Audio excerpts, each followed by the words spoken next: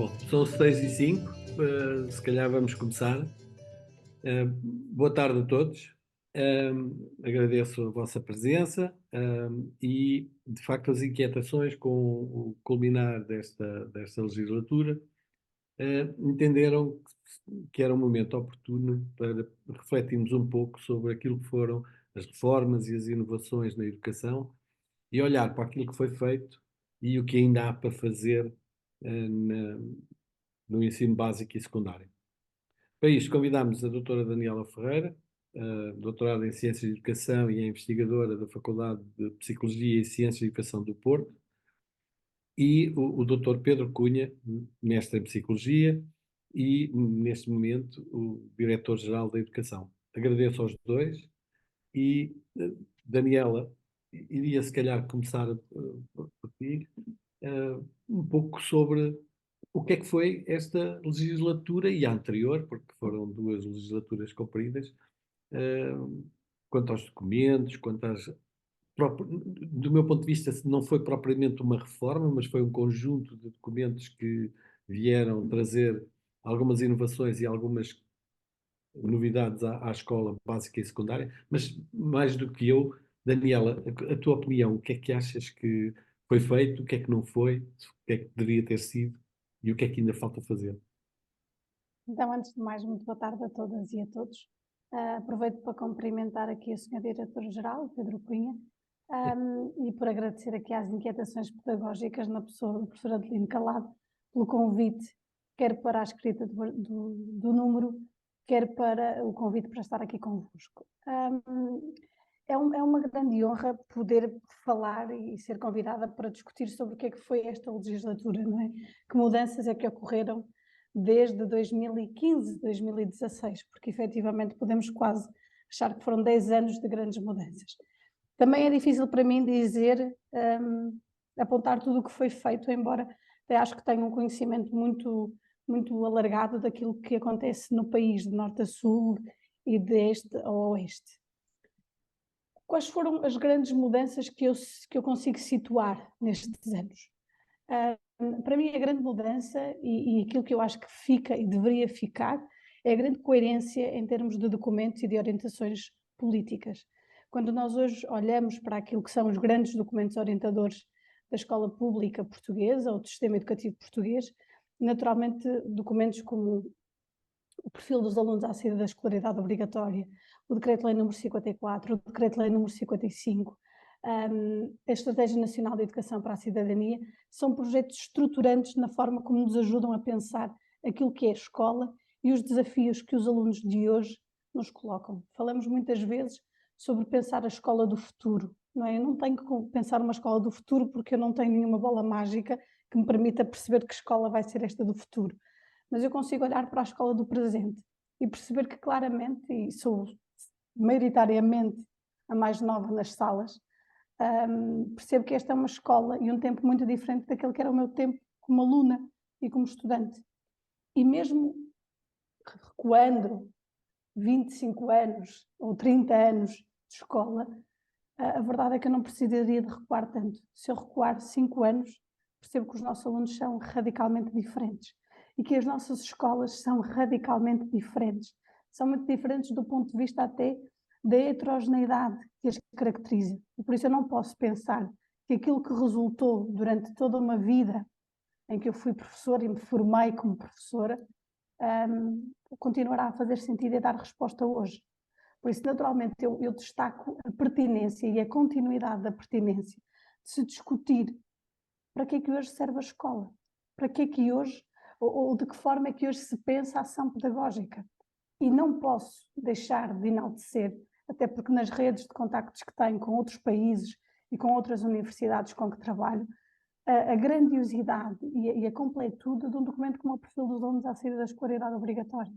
E que se formos perguntar às escolas e se formos continuar a falar com as escolas como tenho tido a oportunidade de fazer, este documento muitas vezes ainda não saiu do papel.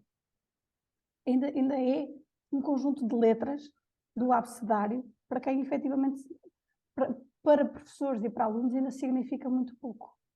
Não é generalizável, não. Tenho escolas incríveis, maravilhosas, que trabalham e aprofundam efetivamente cada uma das áreas de competência. Mas é um trabalho de continuidade, porque não posso achar que a escola hoje tem que continuar a ser regulada por aquilo que é a memorização, a crítica da informação. Isto não serve, não servia no meu tempo e serve muito menos hoje. E por isso pensarmos e estruturarmos um ensino que efetivamente estimule o desenvolvimento de um conjunto alargado de competências, acho que é o repto que ficará para hoje e para os próximos anos, independentemente do que quer que venha a acontecer no dia 10 de março. Muito bem, muito bem. Pedro, Sr. Diretor-Geral, peço desculpa, Dr. Pedro Cunha, aquilo que a Daniela salientou e a questão dos documentos que foram saindo, estes documentos foram de tal maneira estruturantes e universalmente, eu diria quase que universalmente aceitos como documentos muitíssimo bons, mas será que na prática isto depois é fácil implementar? Será que a Direção-Geral, agora no local onde o Pedro está, será que na Direção-Geral isto é fácil perceber e tentar influenciar no sentido de passar à prática? Olá, boa tarde a todos os inquietos, os mais inquietos e os menos inquietos. Saúdo-vos a todos, agradecer também o convite que nos fazem para participar. É uma honra também para a Direção-Geral poder contribuir e participar nesta tertúlia, trocar ideias, aprender.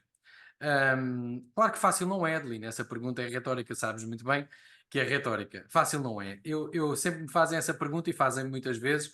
Eu cito o Congresso da Escola Nova de 1915. A ata do Congresso foi escrita por Ferrer, Adolfo Ferrer. E ele na ata dizia, vou citar, temos de promover a cultura geral e não apenas a acumulação de conhecimento memorizado. Isto foi em 1915. Temos de promover a especialização do ensino em função dos interesses e talentos da criança. Isto também foi em 1915. Temos de promover o ensino baseado em factos e em experiências, fomentar o trabalho de pesquisa, as apresentações e o trabalho coletivo. Educar para valores e para a consciência moral. Isto foi tudo em 1915. E de 1915 até hoje já escrevemos muitas mais linhas, peço desculpa, seguindo aqui a metáfora da Daniela, já escrevemos muitas mais linhas e passámos algumas dessas linhas à prática. Eu aqui acompanho aquilo que a Daniela disse, a escola de hoje não tem nada a ver com a escola de há 10 anos, ou de há 20, ou há 30, ou há 40.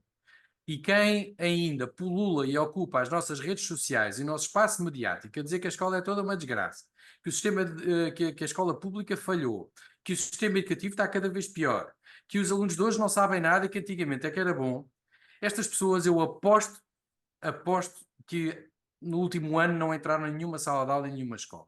Eu ontem tive bastante tempo em salas de aula e em escolas e faço isso regularmente. Também dou aulas, apesar de ser no ensino superior, mas o que eu tenho a dizer é que, de facto, apesar de todas as boas intenções, as nossas escolas mudam devagar. Mas a mudança, apesar das linhas que nós escrevemos num papel, vou contar-vos uma outra história. Recordo-me, nas minhas funções anteriores aqui na Direção-Geral de Educação, de estar muito convictamente e da melhor forma que sabia a tentar apregoar umas alterações curriculares que estávamos nessa altura a promover, designadamente uns documentos curriculares que estávamos a promover. E no final daquela apresentação, houve uma senhora professora que pediu a palavra e disse, olha, eu gostei imenso desta reunião, adorei, achei-vos a todos fantásticos, falaram todos muito bem, mas eu vou confessar-vos, eu vou ensinar aquilo que eu sei. Porque eu sei que aquilo que eu sei resulta. Da maneira como eu faço, eu sei que resulta.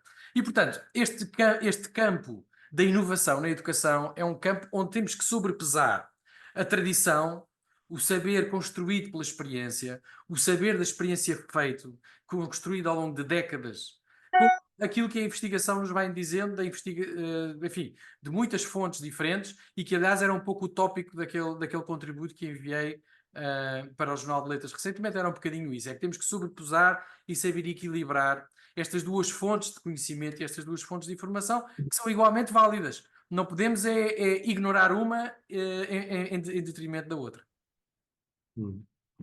Muito bem. Eu acho que estão-me a deixar a mim um bocadinho a fazer perguntas, não é?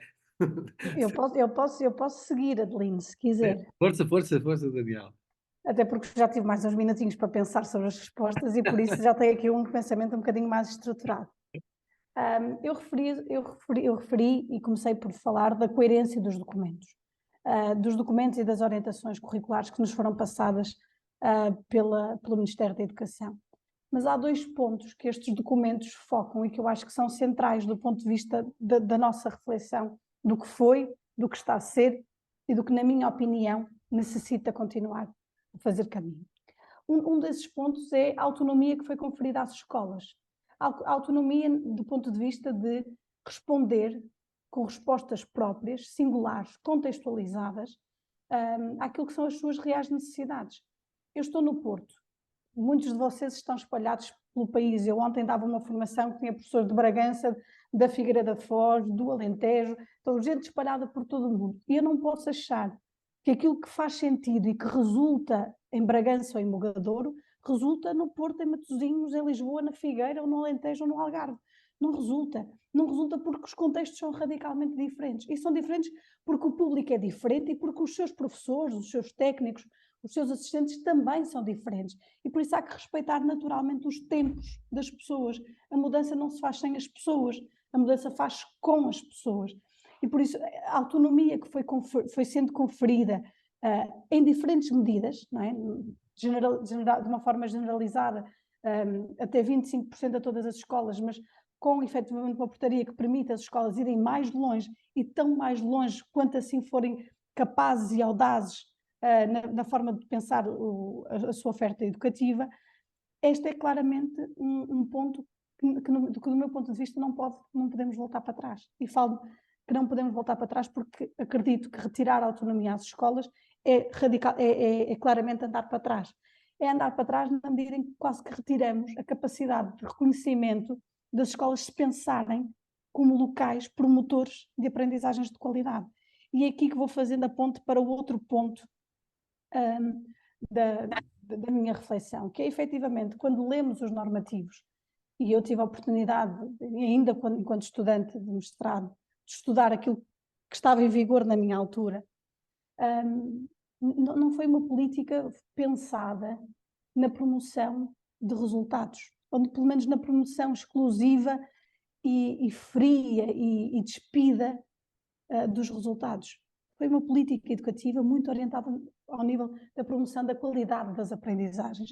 E não há resultados que não estejam subjacentes na compreensão das aprendizagens que efetivamente sejam sustentáveis e me permitam formar enquanto cidadã mais participativa, mais livre e mais crítica em relação ao mundo em que eu efetivamente habito.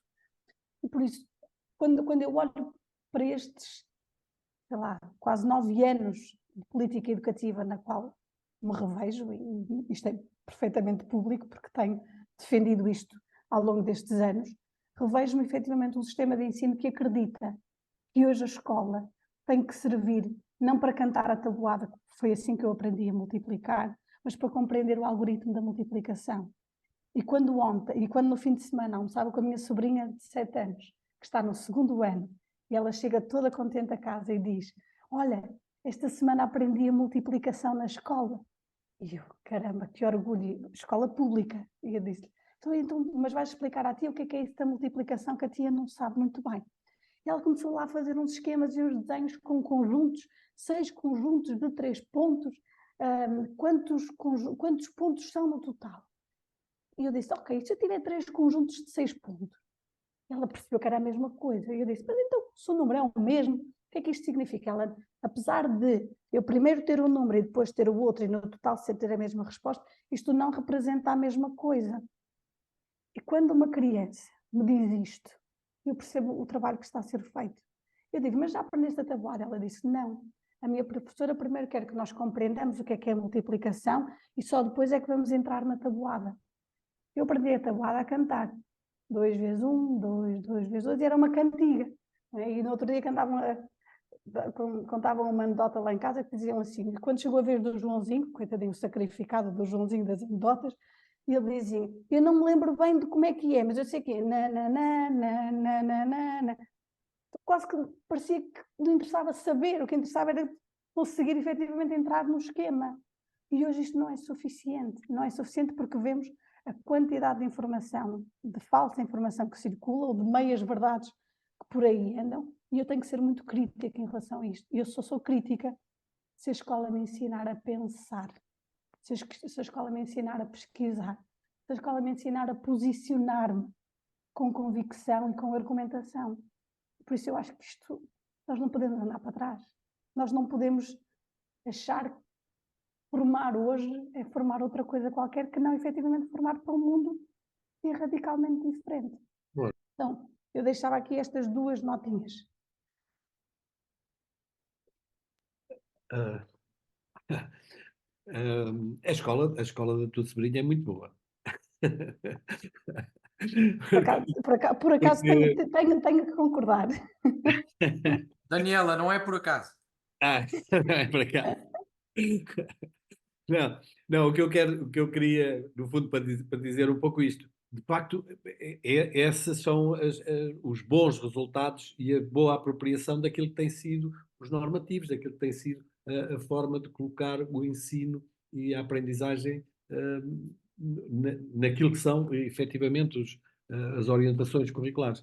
No entanto, e essa é a dificuldade, será que estas questões não estão no primeiro ciclo ainda vão, se calhar, entrando, mas a partir do momento em que começamos a subir nos anos de escolaridade, estas questões vão começando a ficar um pouco para trás, tendo em conta que é preciso. Eu aqui estou, não é a minha visão, não é? Mas é preciso cumprir, já não há programas, é preciso cumprir as aprendizagens essenciais todas porque podem sair no exame. E isto vem perverter um bocadinho aquilo que é o trabalho da autonomia, o trabalho da complexidade das aprendizagens, etc, etc. Ao mesmo tempo que é muito bonito falar na autonomia, mas quando eu pergunto aos diretores, aquilo, principalmente na parte pedagógica, aquilo que os diretores me dizem pá, eu não tenho tempo para isso, não é? Eu tenho 80% do meu tempo dedicado à parte administrativa, às plataformas, etc. Oh, Pedro, como é que isto se muda? Como é que isto se altera? É uma boa questão. Eu acho que a primeira coisa que temos de ter em mente é que a mudança não se faz contra os professores, não se prescreve. A mudança prescrita é a mudança maldita. E uma das coisas, eu, entre diferentes papéis aqui na Direção-Geral, já levo 9 anos, quase 10 anos. E uma das coisas que eu aprendi aqui no Ministério da Educação é que a pior maneira de mudar os sistemas é publicar leis. É a maneira mais ineficaz que eu conheço de mudar uma organização ou um sistema. Apesar de tudo isto, para nós que trabalhamos nesta organização, não temos muito mais ferramentas a não ser a legislação.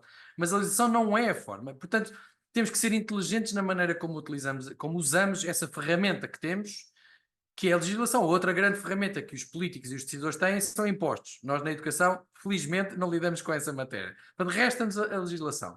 E eu acho que essa foi talvez a grande inteligência que a equipa governativa, chefiada pelo João Costa, teve. Que foi, ele escreveu decretos, lei de possibilidades, não de realidades.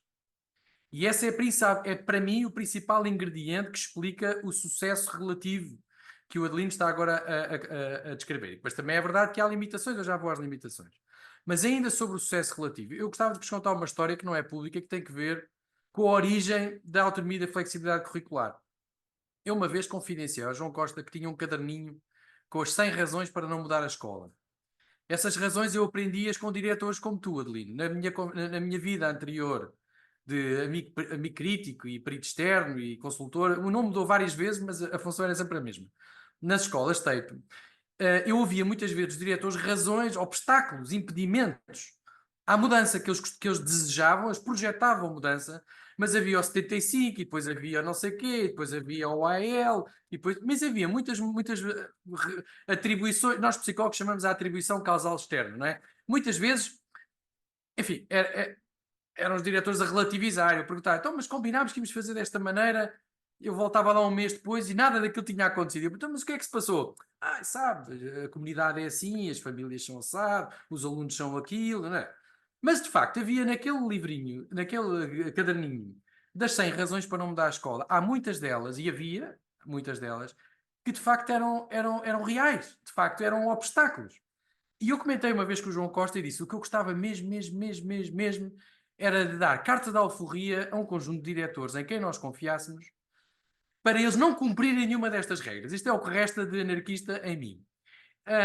E encontrei outra pessoa que também tem um bocadinho de anarquista lá dentro. E ele disse: "Oh Pedro, isso é uma boa ideia, vou pensar nisso." Muitos meses depois, o João Costa, em agosto, meio de agosto, telefona e diz: "Pedro, é para avançar." E eu perguntei: "Mas é para avançar com o quê?" Então, não lembra-se da proposta que apresentaram aí na DGE para fazer uma coisa muito maluca, de deixar as escolas fazer aquilo que querem? Eu lembro, mas é que nós estamos a meio de agosto, nós estamos a 3 semanas do início do ano letivo. E assim foi, nós agarrámos o telefone, ligámos a 5 ou 6 diretores completamente à pressa, e assim nasceu o projeto piloto de inovação pedagógica que esteve na origem da autonomia e flexibilidade curricular. E o projeto piloto de inovação pedagógica tinha uma característica muito interessante, é que não dizia lá absolutamente nada sobre o que as escolas ou os diretores tinham de fazer. Nada. Eu acho que foi a primeira vez na vida que, trabalhando na DGE, nós não dissemos nada. Só dissemos assim: diga lá o que quer fazer, porque é que quer fazer isso, como é que quer fazer e quais são as normas que quer violar para conseguir fazer essas coisas. E convença-nos lá de que isso é uma muito boa ideia. E assim foi, e assim nasceu o PIP, andámos muito caladinhos durante alguns anos sem dizer nada a ninguém, e depois começámos a ver os resultados a aparecer. Isto foram escolas onde a retenção praticamente desapareceu, e agora alguns dirão: "Pois claro, os facilitistas passaram os alunos todos à pressa, só para agradar ao Ministério." Não, é que estes alunos foram também sujeitos à avaliação externa, como todos os outros, e tiveram muitíssimo sucesso. Estas foram escolas que fundiram ciclos de ensino, fundiram disciplinas, dividiram disciplinas, fundiram turmas, dividiram turmas, olharam para o calendário de forma muito diferente. E, portanto, isto para dizer que, concordando com isto que a Daniela disse até aqui, para mim, a lição que eu retiro daqui é que a boa legislação em educação é a legislação que confere possibilidades, não a legislação que prescreve a pedagogia mais ativa ou mais escolástica, não a que prescreve metas mais exigentes ou menos exigentes. Isto, sinceramente, da minha aprendizagem até aqui, não nos levou a lado nenhum. O que nos leva mesmo para a frente é criar as possibilidades para que cada uma das escolas, por si, pense pelas suas cabeças e, naquele contexto, decida o que é que eles querem fazer para melhorar os seus resultados. E sempre falamos de resultados. Toda a gente está a pensar em notas, mas eu não estou a pensar só nas notas. Acho que outra grande mudança absolutamente estrutural foi quase com candura que este país, ao fim de mais de 50 anos da nossa Lei de Base do Sistema Educativo, finalmente escrever numa folha de papel o que é que se espera de um percurso educativo de 12 anos. Nós nunca tínhamos escrito isso em lado nenhum. Hoje em dia chega a ser estranho como é que nós vivemos até aqui ao sabor das interpretações que o governo A, o governo B ou o governo C tinham. Agora, Adelino, para acabar, falaste em limitações. Claro que há. Nós estamos muito no terreno, estamos diariamente no terreno, no âmbito da autonomia e flexibilidade curricular, que é o alargamento dessa pequena historieta que eu vos trouxe aqui. E nós, para termos uma ideia, nós só no ano passado 81% das escolas portuguesas envolveram-se ativamente no sistema de acompanhamento da autonomia e flexibilidade curricular, que, como sabem, é um sistema que mobiliza várias estruturas do Ministério da Educação, onde a DGE tem um papel charneiro, não é? Mais de 81% das escolas portuguesas participaram pelo menos em 2 destes eventos e 81 destas escolas têm planos de inovação. Portanto, são escolas para quem os 25% da autonomia curricular já não chegam. São escolas que querem ir muito mais além. Vamos nas 81 e eu diria que daqui a 10 anos eu já não vou conseguir contar. Eu, ou quem cá estiver, não vai conseguir contar. Vai ser impossível.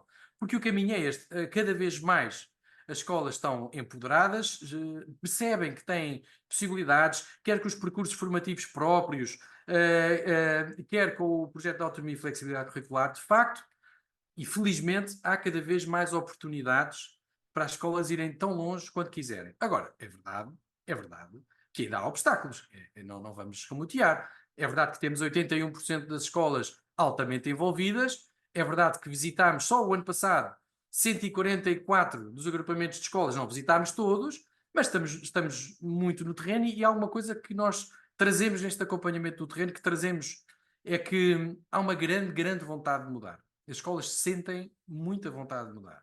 Agora, precisam que todos nós, sociedade, as apoiemos. E a pior forma de as apoiar é desencorajar e é dizer que está tudo mal, e o bota abaixo, e é tudo uma desgraça. E antes de terminar, dizer-vos só um aspecto interessante. Há pouco tempo houve um investigador que pegou numa prova, lembram-se dos testes intermédios de há 20 anos, agarrou num teste intermédio de Física-Química e repetiu o teste intermédio a uma amostra representativa o ano passado, o ano letivo passado. Surpresa das surpresas, não há perda nenhuma de aprendizagem em 20 anos na Física-Química de 9º ano. Nenhuma. Portanto, quando ouvirmos dizer publicamente que isto é tudo uma desgraça, que a curva está a descer, que isto é tudo uma tragédia, calma. Vamos apoiar as escolas, acreditar nos nossos professores e dar-lhes condições para trabalhar. Muito bem, eu gostei muito e fiquei a saber quem é que não deixou Carcavelos entrar nos PIPs. Muito obrigado. Não tinha noção. Fiquei agora a saber. Bom, acho que foi ótimo e eu penso que um dos grandes problemas, se calhar é um problema também muito nosso, muito português, é que nós não valorizamos aquilo que temos de bom. Olhamos muito mais para aquilo que é mau do que para aquilo que é bom e nós fazemos coisas muito boas. Eu gostava de abrir um bocadinho, se alguém quiser fazer alguma intervenção, alguma questão, era um momento oportuno para começarmos, porque eu acho que estas duas intervenções, quer da Daniela, quer do Pedro, abriram um bocadinho aquilo que é, ou aquilo que foi este percurso, este último percurso, porque desde o 25 de Abril até agora, as melhorias, essas são mesmo visíveis, mesmo que ninguém as queira ver, elas são muito visíveis. Mas estas últimas foram muito, muito impactantes, muito, no fundo, não é bem deixar as pessoas fazer o que querem, mas é autonomizar um pouco aquilo que são as opções, principalmente as opções, principalmente não, só as opções pedagógicas, porque no que diz respeito às administrativas e às burocráticas, essas não foram muito autonomizadas. Mas acho que era importante e acho que é importante salientar aquilo que existe de bom, sabendo que, do meu ponto de vista, e se calhar uma das grandes vantagens do ensino privado é a divisão entre o diretor pedagógico e o diretor financeiro. E se calhar essa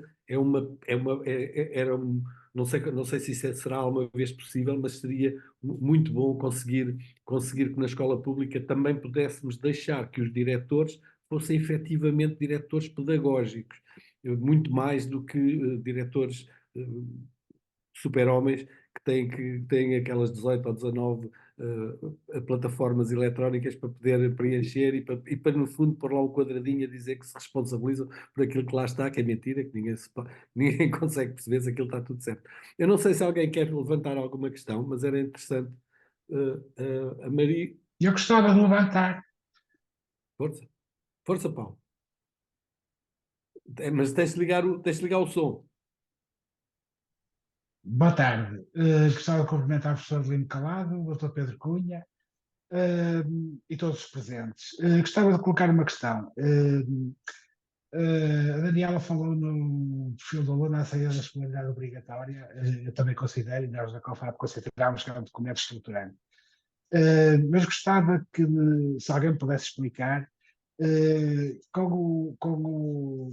sem a alteração do paradigma de acesso ao ensino superior, como é que é possível no ensino secundário que o perfil do aluno à saída da escolaridade obrigatória possa ser aplicado? Posso avançar e depois passo a palavra ao Pedro. Obrigado. Já que fui eu que falei no perfil, pelo menos pela primeira vez, não é? Porque eu acho que ele está no pensamento de todos nós. Para mim é muito difícil responder, não é difícil responder à pergunta. A melhor resposta que eu tenho é esta: eu não consigo pensar em alunos que cheguem preparados ao ensino superior se não pensar no perfil dos alunos à saída da escolaridade obrigatória. E não consigo pensar em alunos que estejam preparados para o desafio que são os exames nacionais sem pensar no desenvolvimento das áreas de competência do perfil dos alunos. Porque, mais uma vez, a natureza das provas, e quem o diz não sou eu, quem o diz é o próprio diretor do IAD, a natureza das provas, das provas de avaliação externa, que são os exames nacionais da seção de conclusão do ensino secundário e que permitem o acesso ao ensino superior, mudou radicalmente. Por isso não é possível eu fazer um exame de físico-química sem alguma vez eu ter entrado no laboratório. Não é possível eu fazer o exame de biologia e olha que eu fiz português, eu fiz matemática Físico-Química e fiz Biologia. E não era possível eu conseguir pensar em cada uma destas áreas de saber sem efetivamente ter acesso a atividades experimentais que me pudessem e me permitissem manipular variáveis, compreender como é que efetivamente estes fenómenos acontecem na vida e não apenas na teoria do manual. Por isso, a lógica, efetivamente, de acesso ao ensino superior também mudou nestes últimos anos. Eu, que leciono na licenciatura de Ciências da Educação, tenho o privilégio de apanhar os alunos logo no primeiro ano, por isso não são muito diferentes daqueles que os senhores professores do ensino secundário deixam em julho, eu apanho-os logo em setembro, ali fresquinhos. Quando eu olho para aqueles alunos, eu tenho alunos que vêm de cursos profissionais e alunas incríveis, do ponto de vista da reflexão, do ponto de vista do contacto com a prática. E esta é uma mudança que também caracteriza os últimos anos, que é permitir que os mecanismos de acesso ao ensino superior também eles são diferenciados. E por isso não há apenas uma única forma de chegar hoje ao ensino superior. Já havia outras, naturalmente, o acesso por via dos mais de 23, mas há muitas formas hoje de chegar ao ensino superior. E quando eu hoje olho para a oferta extremamente qualificada do ensino profissional em Portugal, eu percebo que não há uma única forma de chegar ao ensino superior. E que quando os recebo e contacto e discuto e dialogo e os desafio intelectualmente, eu tenho alunos de excelência, independentemente do percurso que fizeram. E eu acho que esta é a grande questão, é que os exames nacionais, e não podemos continuar a discutir e ficar presos à questão dos exames nacionais como se fosse impeditivo da mudança da prática pedagógica, quando na verdade eles são um momento em 12 anos de escola.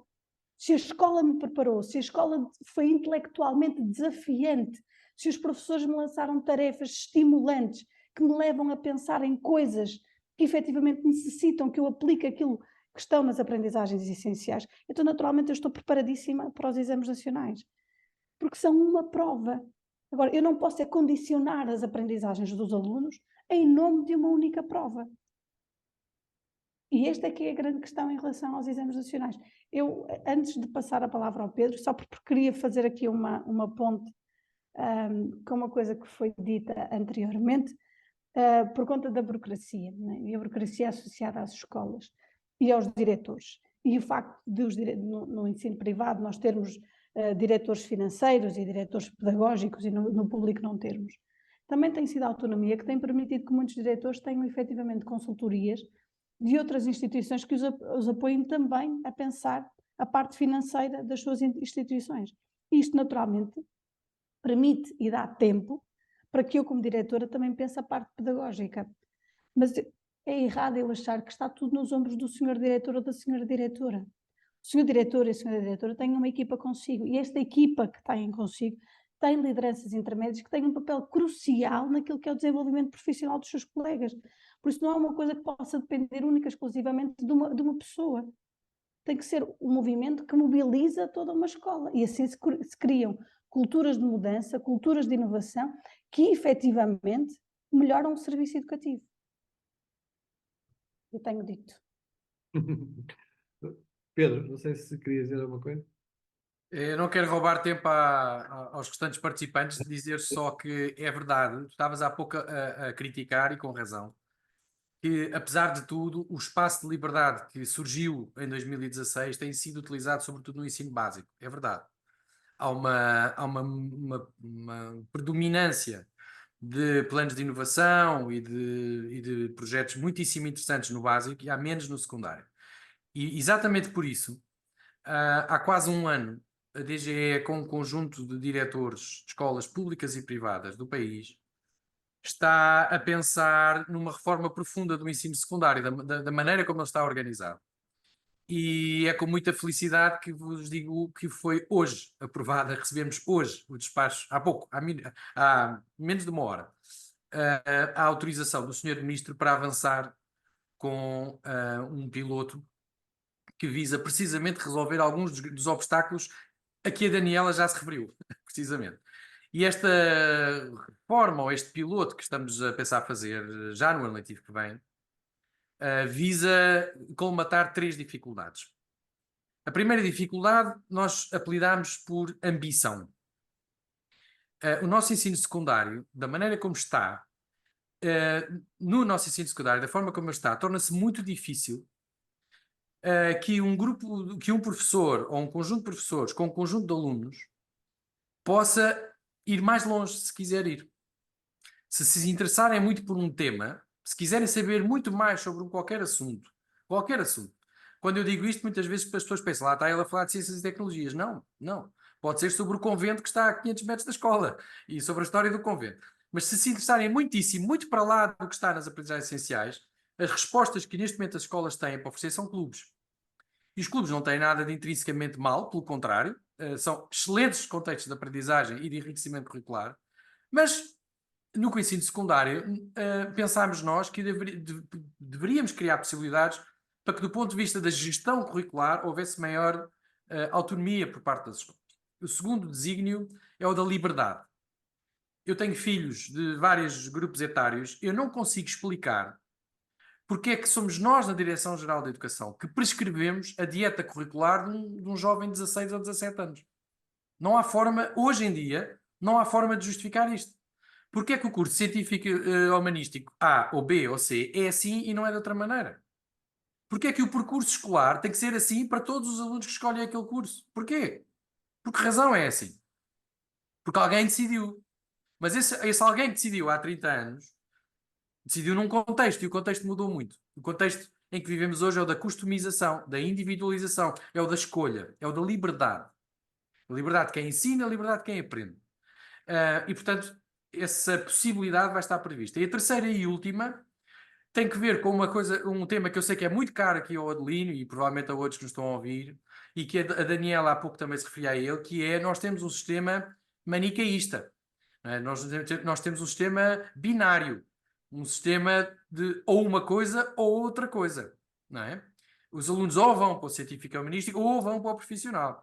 E quando nós vemos os sistemas que melhor responderam à diversidade e os sistemas que melhor responderam aos desafios do abandono escolar, são precisamente desafios onde a permeabilidade é total.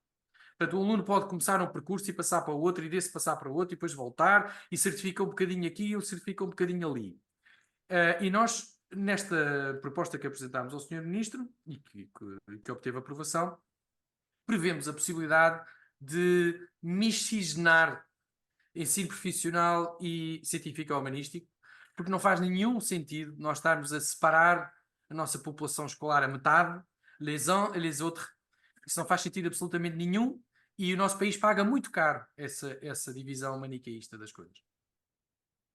Obrigado. A Teresa Moreira queria fazer uma intervenção. Sim, boa tarde a todos. Primeiro peço desculpa pelo atraso, fiquei um bocadinho atrasada e agradeço aqui à Daniela e ao Pedro. Do que eu ouvi, gostei bastante.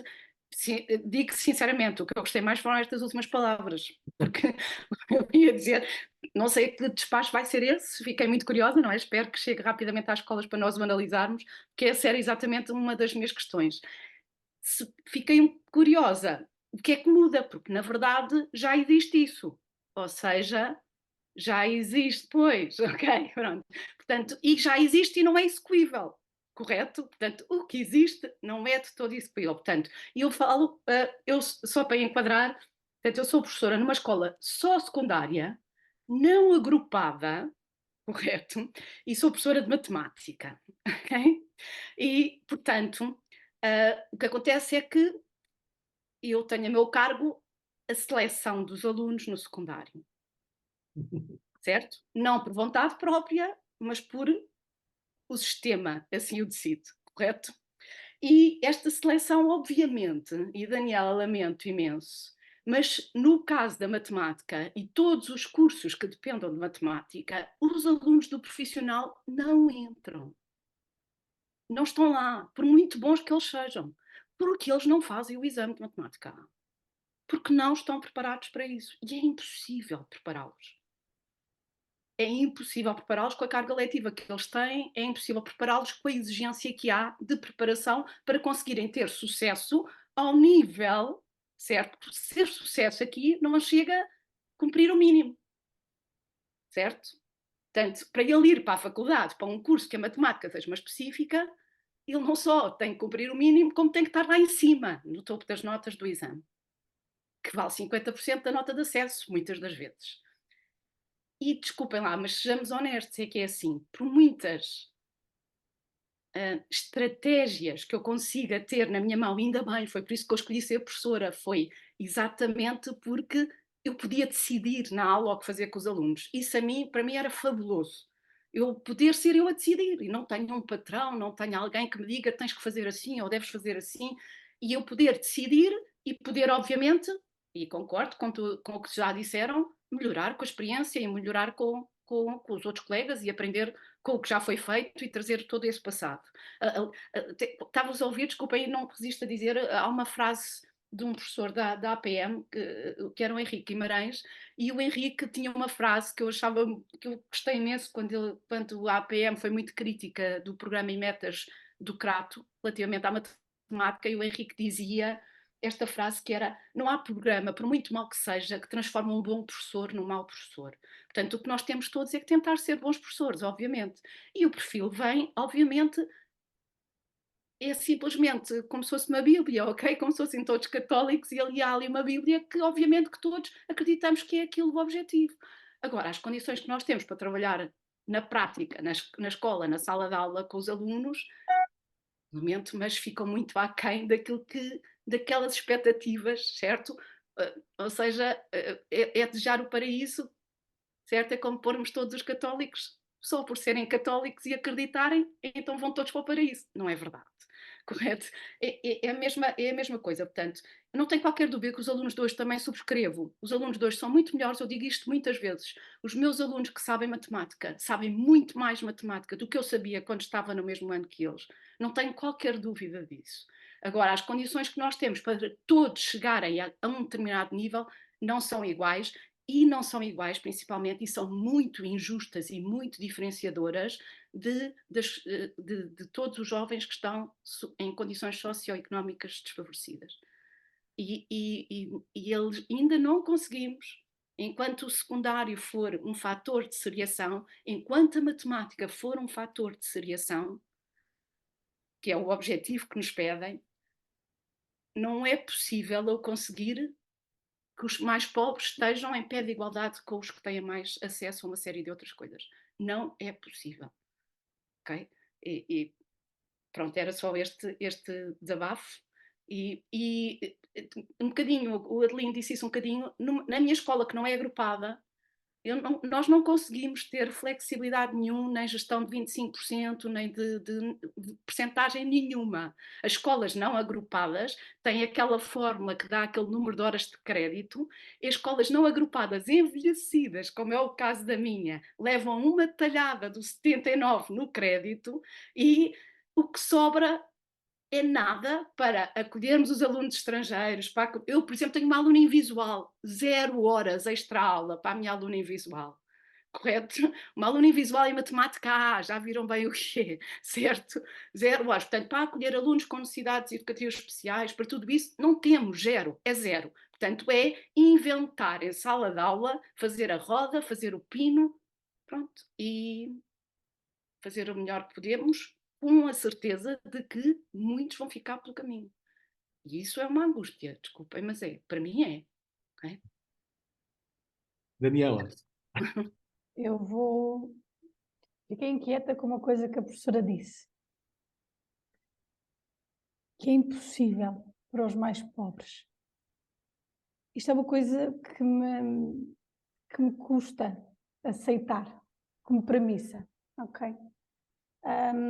Há uns anos atrás, acho que foi início da pandemia, foi mais ou menos, que eu estava numa formação e um colega disse-me assim: Daniela, permita-me que lhe diga uma coisa. A Daniela é irritantemente otimista.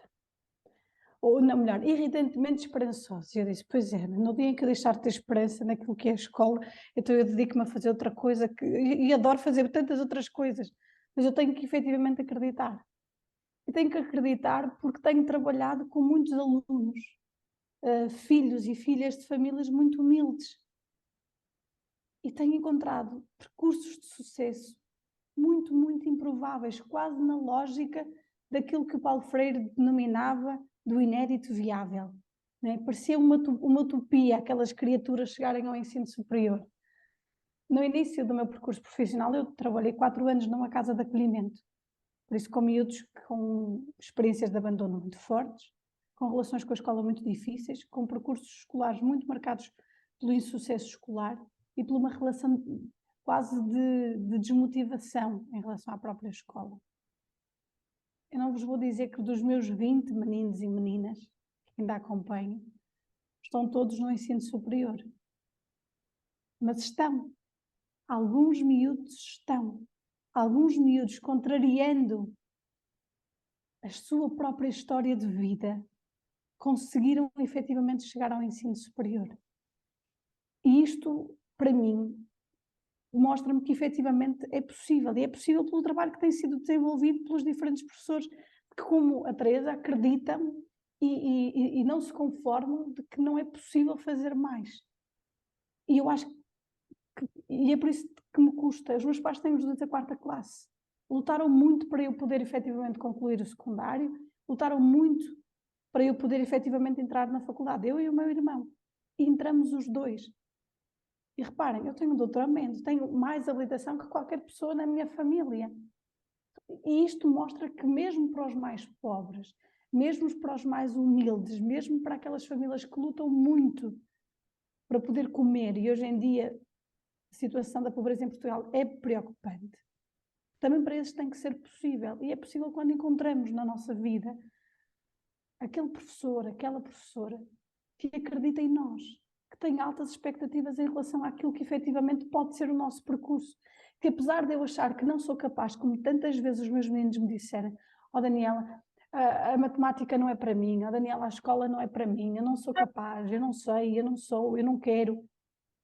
De repente começaram a achar, se calhar eu também sou capaz. E o poder de termos alguém que acredita em nós é verdadeiramente singular, apesar de todas as contrariedades que o contexto, que a vida, que a família, que o sistema possa efetivamente colocar. Se eu não acredito que cada uma das pessoas que está aqui, a uma quarta-feira ao fim do dia, cansados do trabalho e da burocracia, ainda está aqui porque acredita na escola, então efetivamente eu acredito que em cada um de vocês está a responsabilidade de poder mudar o futuro de uma criança. E a Teresa pergunta-me quantos?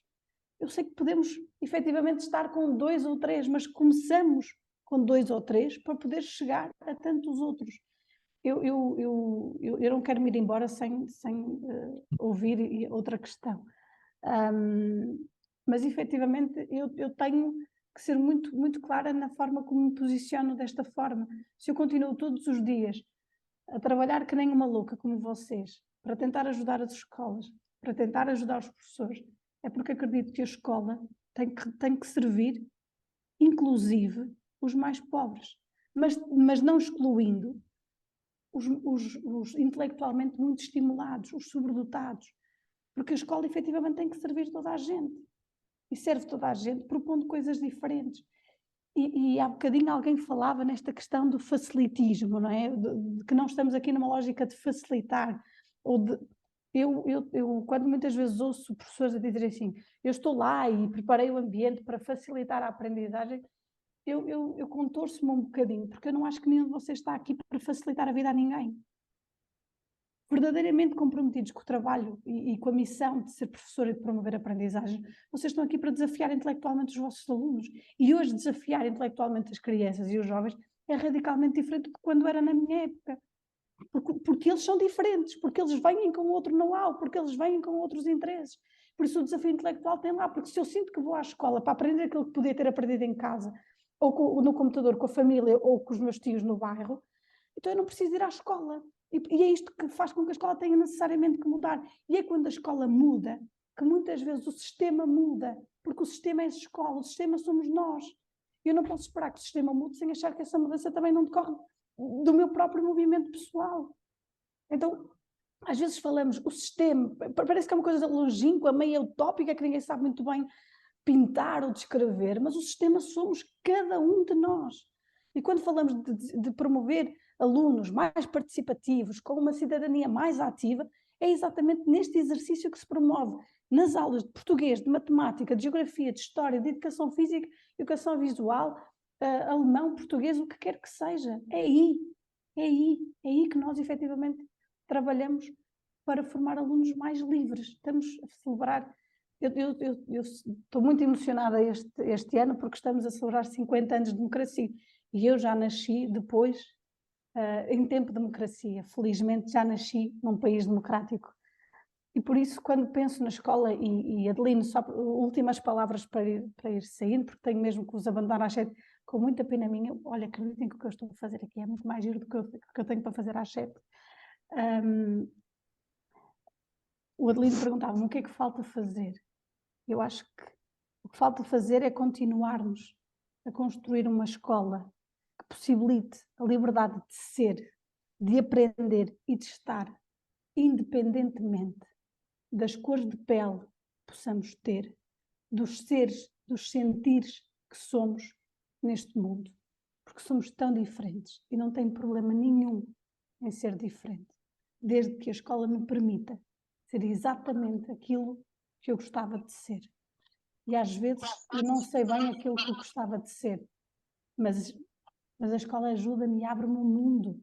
Que a escola possa ser um mundo para os nossos miúdos. É isto que eu desejo a qualquer criança que esteja no sistema educativo, independentemente da família que tem. Porque se há coisa que nós não escolhemos é o berço onde nascemos. E infelizmente isto ainda condiciona alguma coisa, mas não tem que condicionar tudo.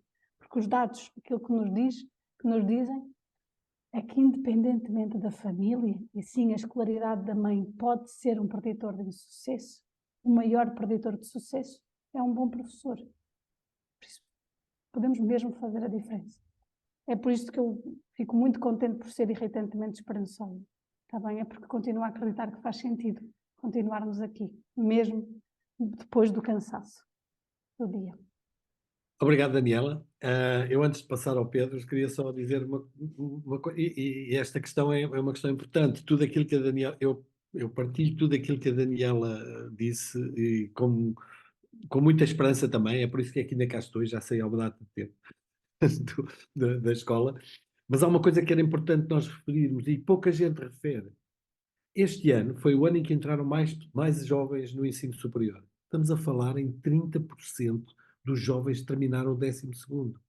Ou seja, há 70% dos jovens que não entraram no ensino superior. E, portanto, aquilo que a Daniela disse, do meu ponto de vista, é verdade. Temos que voltar a olhar bem para a questão de como é que é o acesso ao ensino superior. Nós não trabalhamos para o ensino superior, né? Nós trabalhamos para que os jovens adquiram aquilo que o perfil dos alunos à saída da escolaridade obrigatória, universalmente aceito, seja cumprido.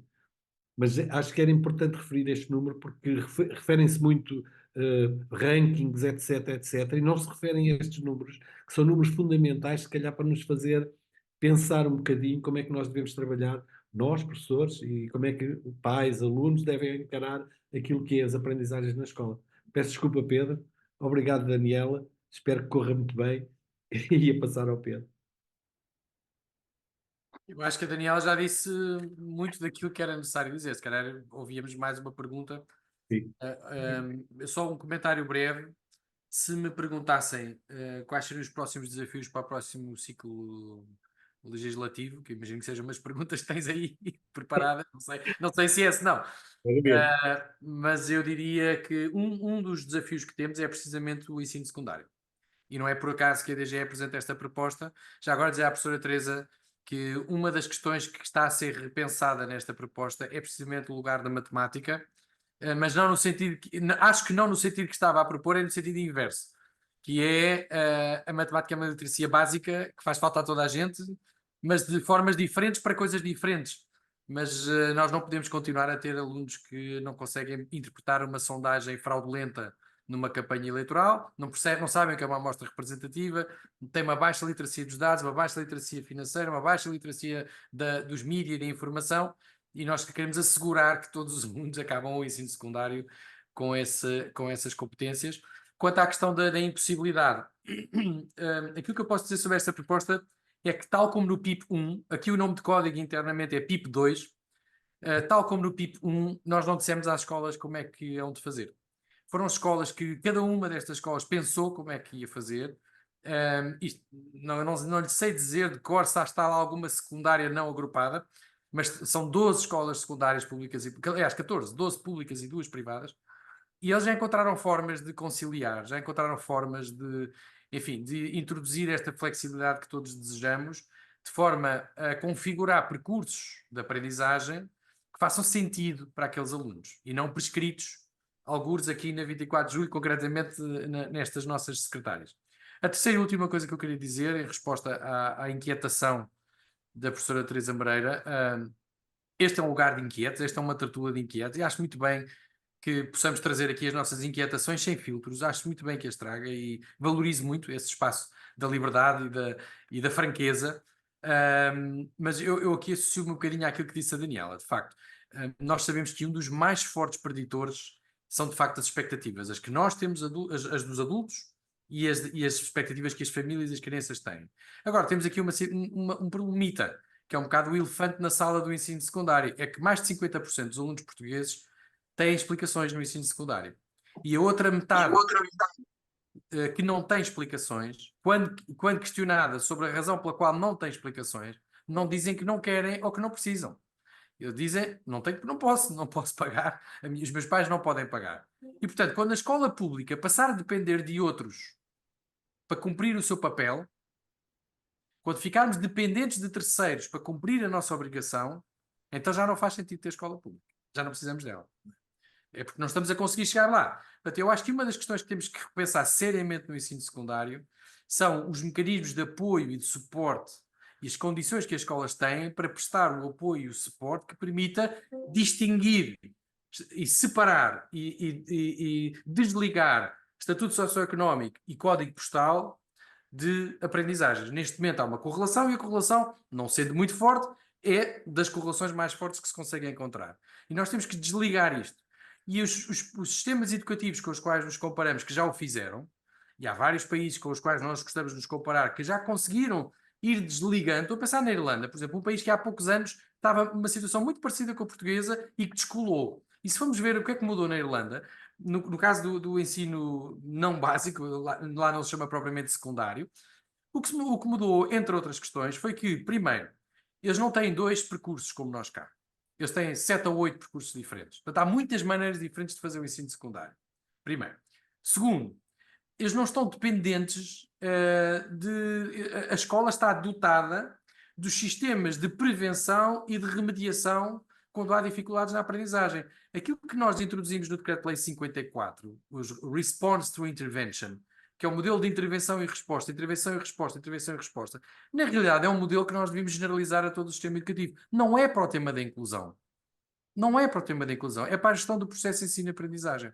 E talvez esta parte da resposta à intervenção, da intervenção da avaliação, talvez seja uma das áreas onde nós podemos progredir mais. Agora, concordo consigo.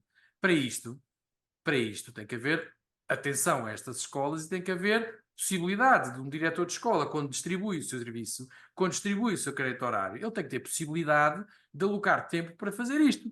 Porque é natural que se um aluno teve dificuldade numa sala com 30 outros colegas e teve dificuldades numa determinada matéria, é expectável que na escola essa dificuldade seja resolvida. Não podemos depender do estatuto socioeconómico dos pais para depois ir comprar explicações e mais explicações e mais explicações.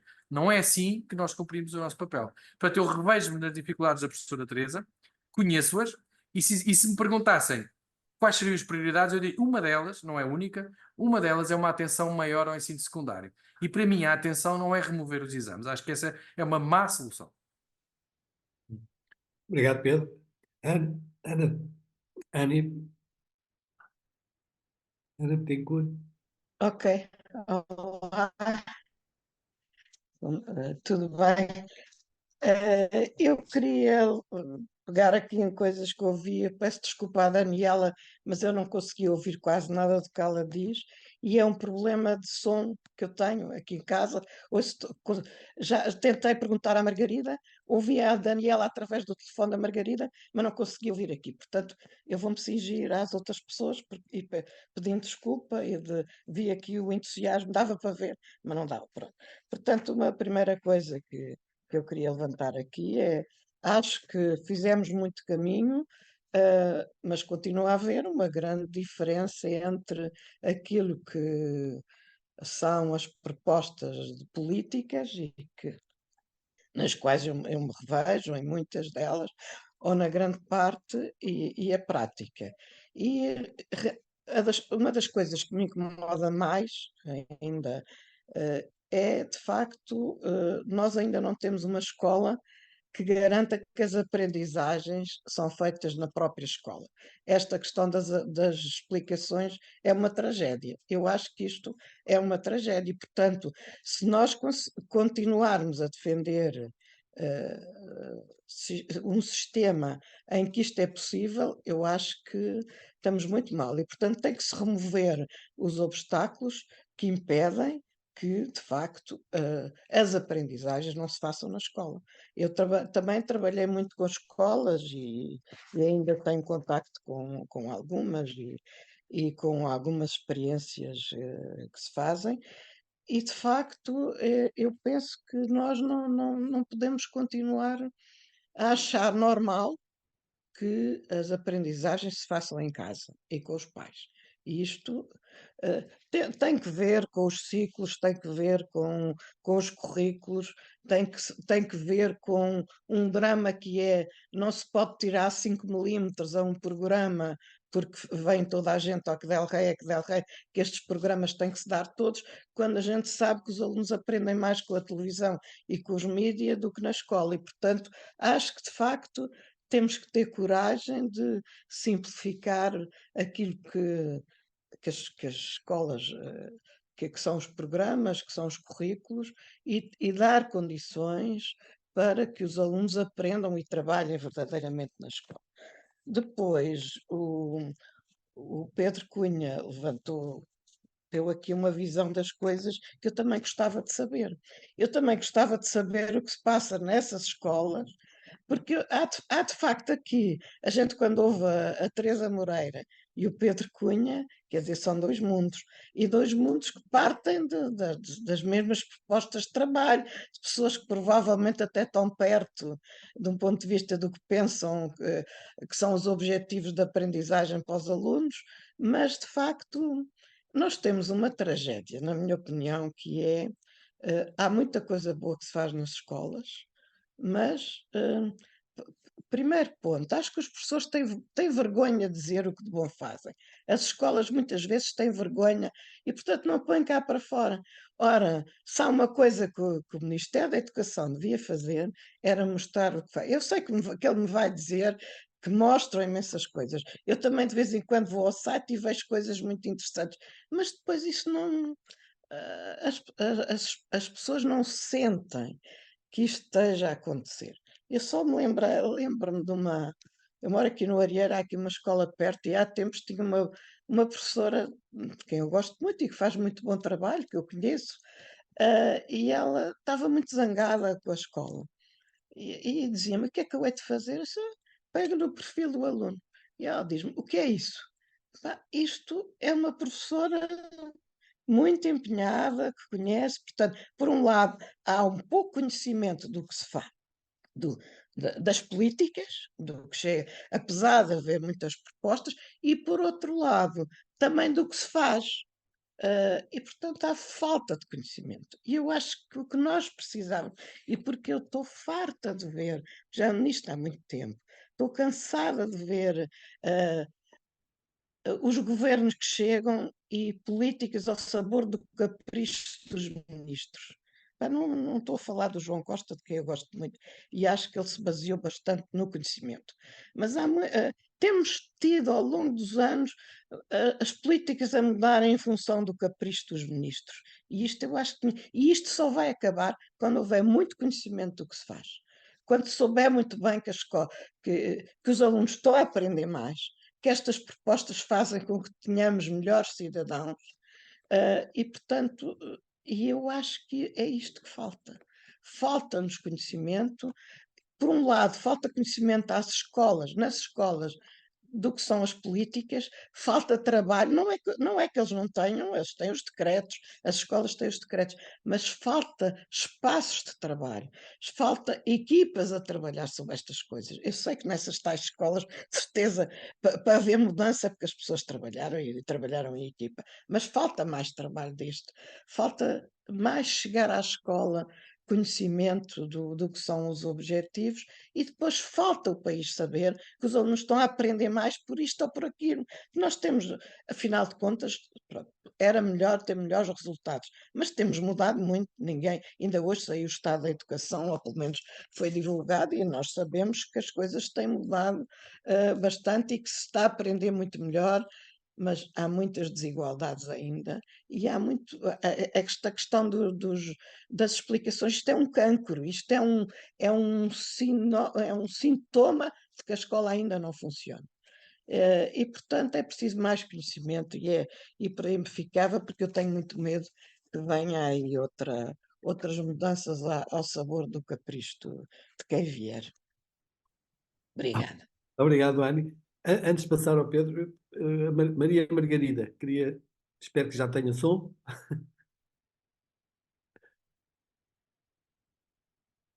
Ainda não. Ainda não ouve. Tem que ligar o microfone.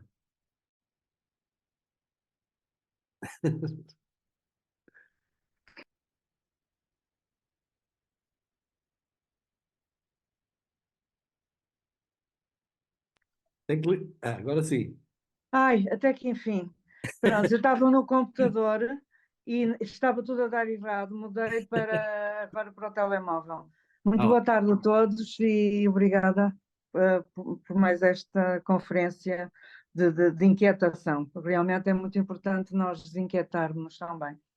Eu queria, portanto, falar em 3 questões, porque eu acho que a escola não se faz só com decretos-lei, embora eles sejam importantes, não é?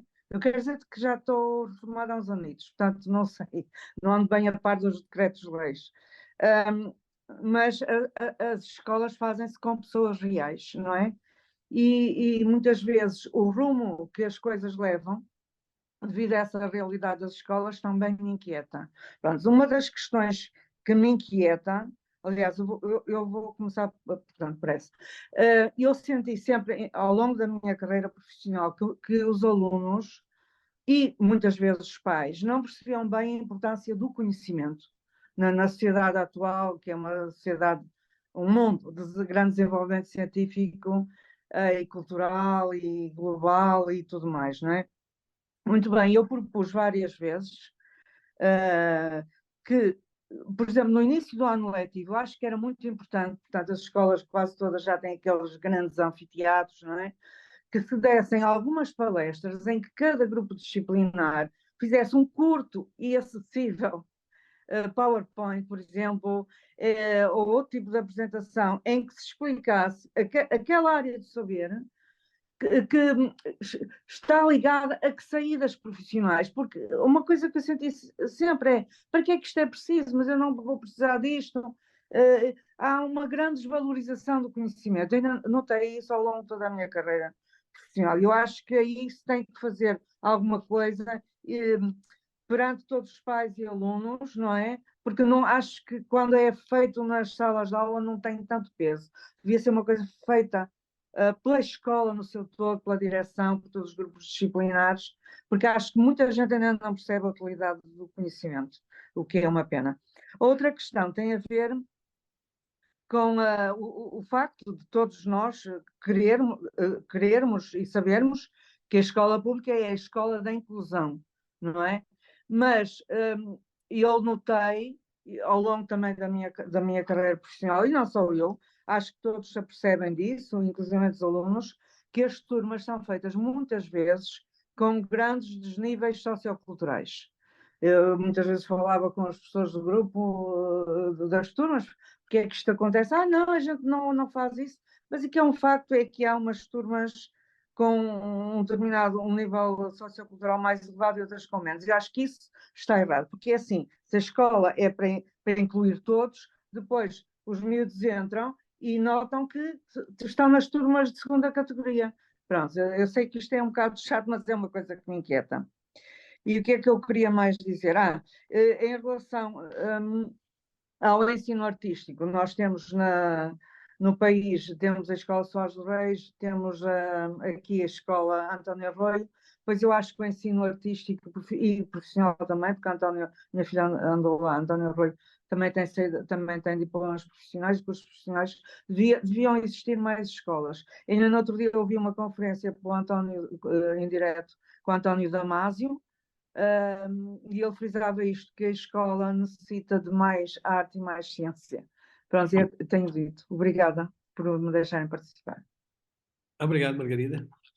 Pedro, talvez para... Não consigo desligar isto agora. Não há problema. É? Pedro, Tens alguma pergunta? Não. já desenhaste a pergunta que eu iria fazer, portanto já não vou fazer. Não, então pronto, se não tens, eu vou comentar o que foi dito, dizer que revejo-me na generalidade daquilo que foi dito, revejo-me nas inquietações que foram aqui partilhadas.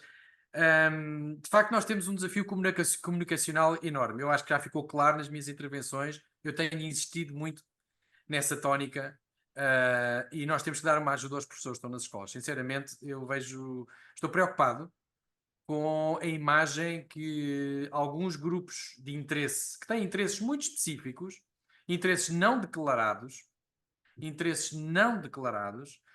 mas são muito ativos a denegrir a escola pública. E eu acho que o pior contributo que nós podemos dar é alinhar nesse debate. Acho que temos dificuldades, há desafios. A Ana Maria Bittencourt acabou de trazer um gravíssimo. Há um desafio que é a desigualdade social. É o cancro, como aqui foi dito, e é verdade. Mas atenção ao percurso absolutamente espetacular que este país fez em 50 anos. Quer dizer, estamos a celebrar Abril. Temos que celebrar o facto de passarmos de 72% ou 71% dos miúdos de 15 anos em 1974 estavam a trabalhar e agora estão todos na escola. Agora a pergunta é, estão na escola, estão na sala de aula, e esse tempo na sala de aula está ou não a ser útil? Essa é que é a pergunta que temos que fazer. Está ou não a ser útil? E aqui, de facto, temos dificuldades. Pronto. Mas dizer-vos que, relativamente aos desafios da comunicação e divulgação, nós aqui na DGE estamos a contar os tostões, é mesmo assim, para ver se conseguimos pôr duas coisas no ar. Uma delas está muito avançada. Uma delas é nós vamos lançar uma série de podcasts, não queremos competir com estas tertúlias das inquietações pedagógicas, mas vamos lançar uma série de podcasts. Devo dizer que já pedi a 3 grandes grupos de comunicação social que nos apoiassem, não quer dinheiro, só quer plataforma, e até agora nenhum aceitou, mas nós vamos persistir, porque é um tema que não é sexy, não é quente, infelizmente. Mas a Direção-Geral de Educação vai lançar uma série de podcasts que são viagens a escolas, nós chamamos boa educação, precisamente para provocar as pessoas. Boa educação, o que é isso da boa educação? Mas o que é isso? São as regras de etiqueta à mesa, é dizer se faz favor e obrigado? Não, boa educação é aquilo que nós estamos todos os dias a prestar nas nossas escolas, e essa série de podcasts será lançada ainda este ano letivo.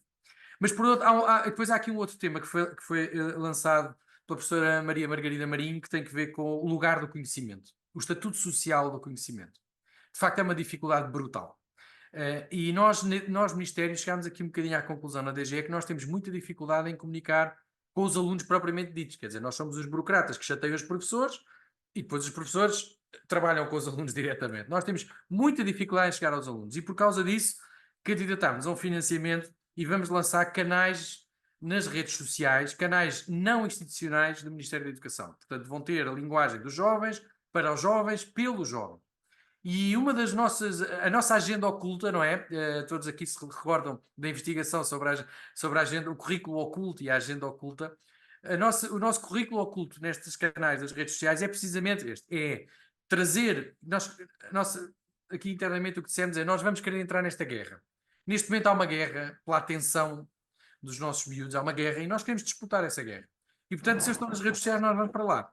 E se nas redes sociais eles são expostos a modelos de socialização que estão completamente errados, que estão pervertidos, então nós vamos para as redes sociais trazer outros modelos de socialização que não sejam radicais, que não sejam pervertidos e em que precisamente o lugar do conhecimento tem outro destaque.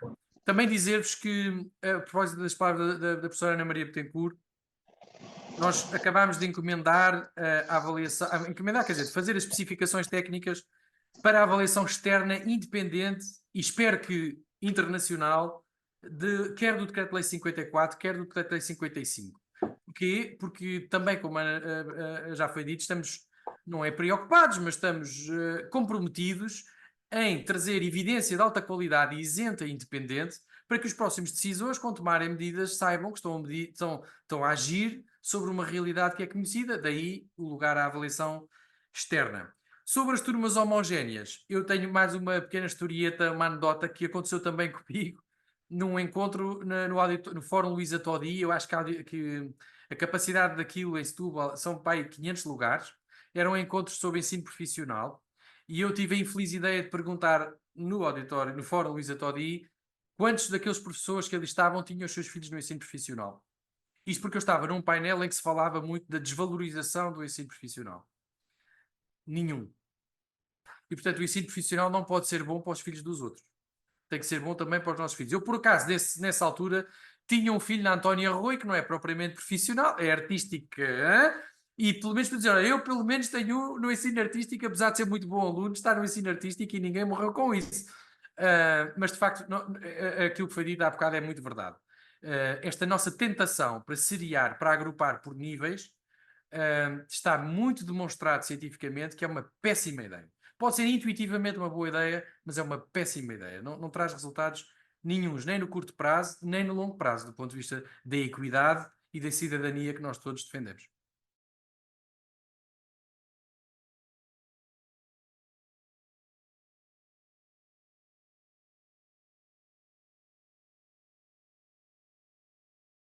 Lucília Adelino. Sim, Lucília, boa tarde. Boa tarde.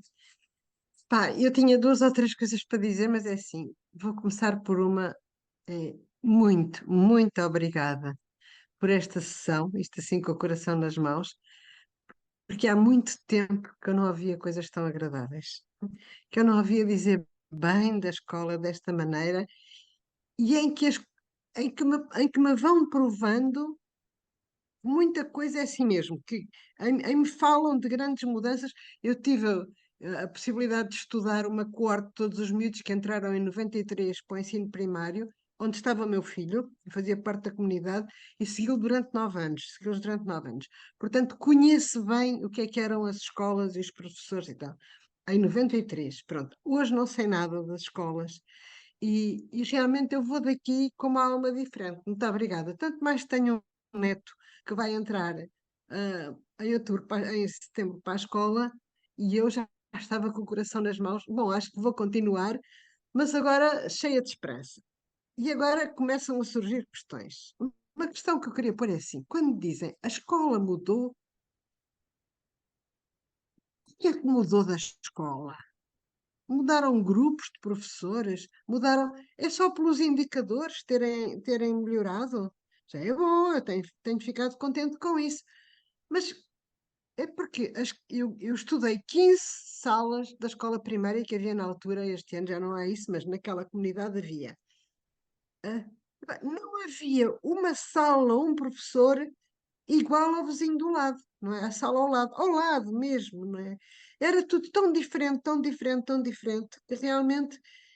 E por isso eu me questiono, de que é que estão a falar quando falam da escola? Peço desculpa, mas é uma entidade tão grande e realmente isso é uma coisa. Depois, queria dizer uma coisa. Isto parece um disparate, e é uma anedota, parece, mas não é. A propósito dos miúdos que não têm dinheiro para pagar explicações.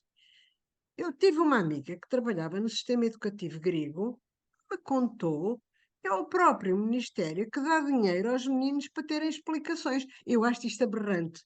Aberrante porque é assim, então o próprio sistema financia uma coisa que o sistema não consegue fazer, depois financia, porque o que é importante é que os meninos consigam aprender e então pague explicações. Quer dizer, isto é só para dizer que às vezes há soluções onde nós não imaginamos, não é?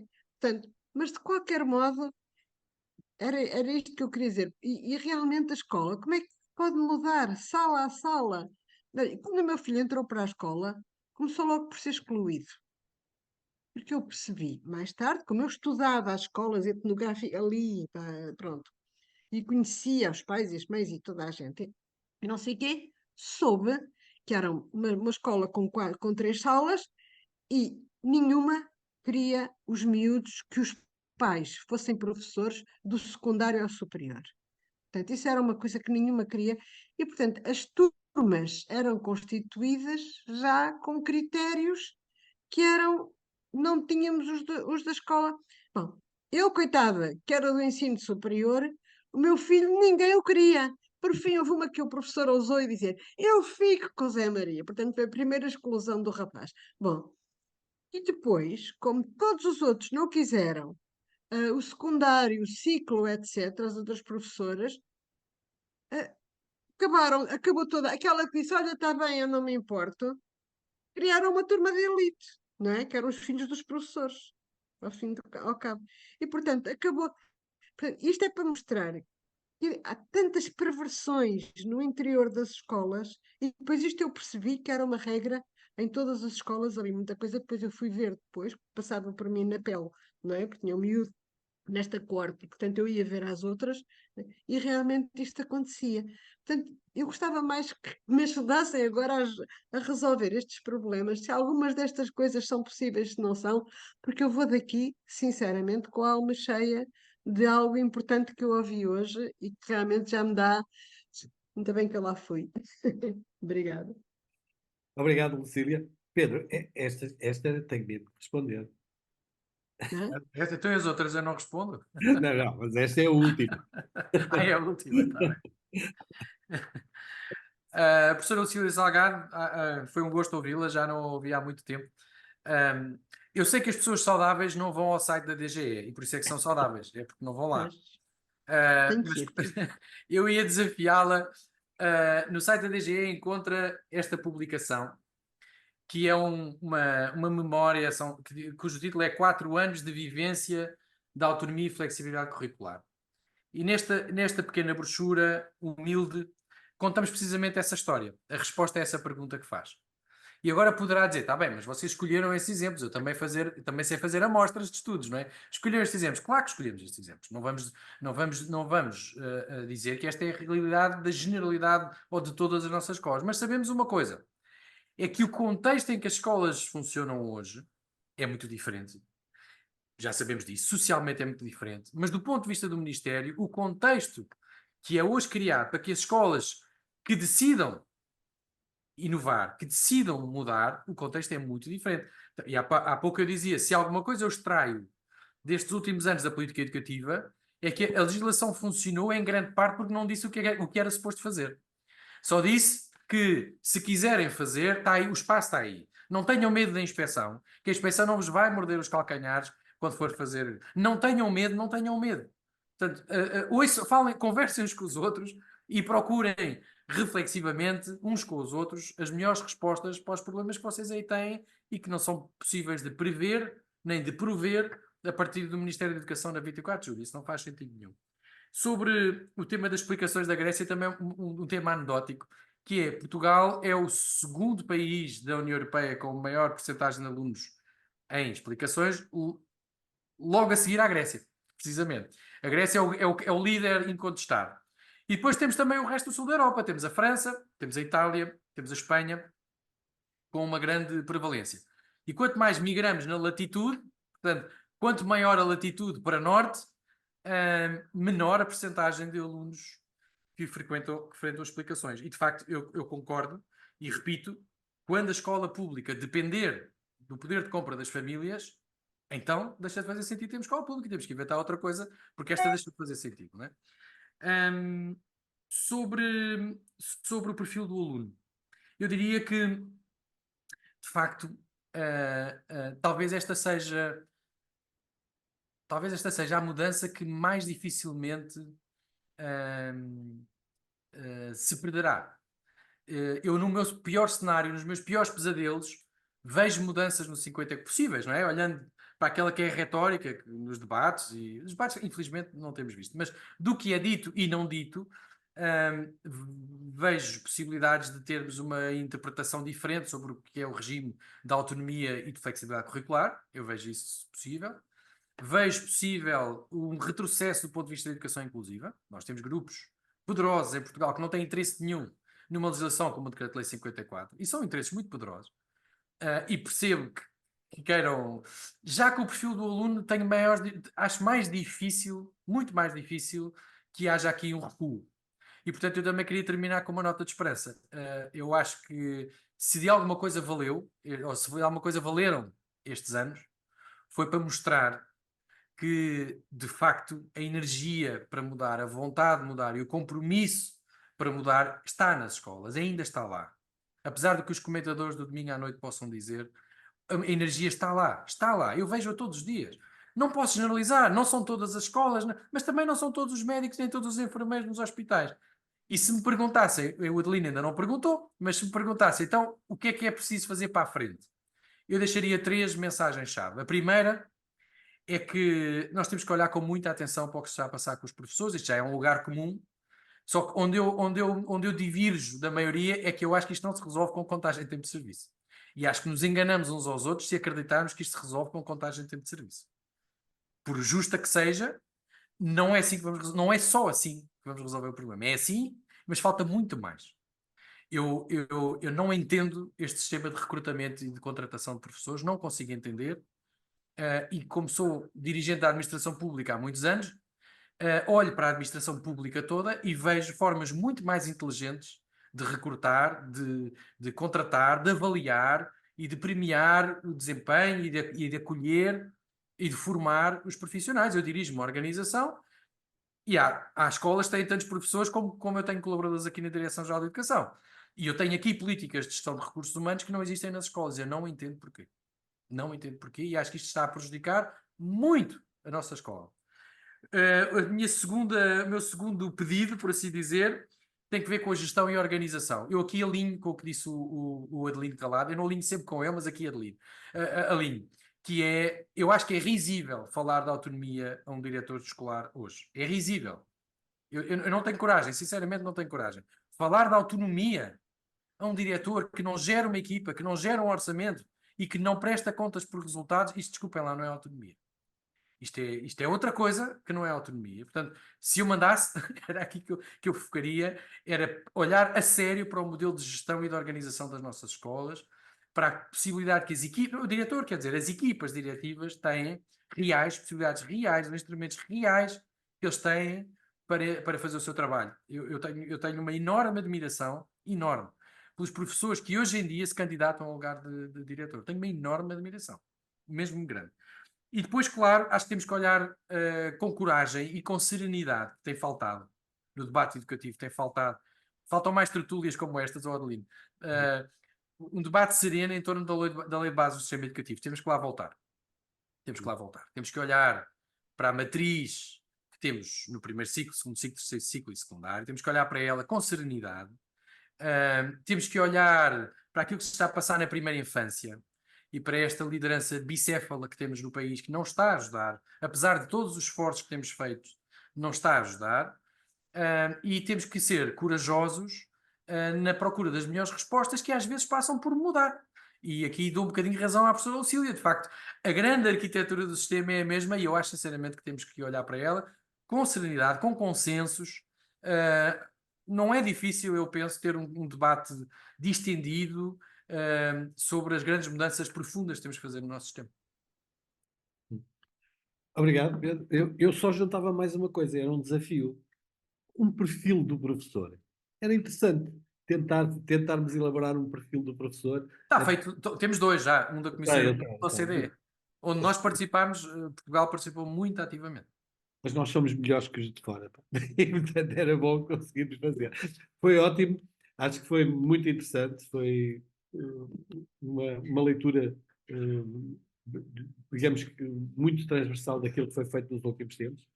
Como diz o Pedro e como disse também a Daniela, acho que era importante termos estas conversas, porque ouvir dizer mal, nós ouvimos muito, em muito lado, mal do nosso ensino, mal da nossa estrutura curricular, dos nossos alunos, mas de facto eu acho que nós estamos muito bem, embora pouco. Nós temos muito difícil em valorizar aquilo que é o nosso trabalho. E eu espero que, a pouco e pouco, com várias tertúlias e inquietações como estas, nós consigamos transmitir e passar às outras pessoas aquilo que é a vontade de todos e a vontade que sentimos aqui e até a vontade da administração. O Dr. Pedro Cunha, Diretor-Geral do Ensino, foi aqui uma boa mostra daquilo que é. E dizer também, não podia deixar de dizer, o João Costa, o Ministro João Costa, do meu ponto de vista, e agora é uma opinião muito pessoal, foi talvez o único ministro que eu conheci que conhecia muito bem as escolas. Ou seja, tudo aquilo que ele fez em termos de propostas que lançou para fora partiram muito daquilo que foram as suas visões daquilo que se passa realmente nas escolas. E esperemos que isso se mantenha, ou pelo menos que haja alguém que tenha a mesma visão e que consiga dar um passo em frente para aquilo que nós necessitamos. Agradecer a todos a vossa presença, ao Dr. Pedro Cunha especialmente, e até uma próxima ocasião. Obrigado. Obrigada. Um abraço a todos. Obrigado. Obrigado. Deus. Obrigada a todos.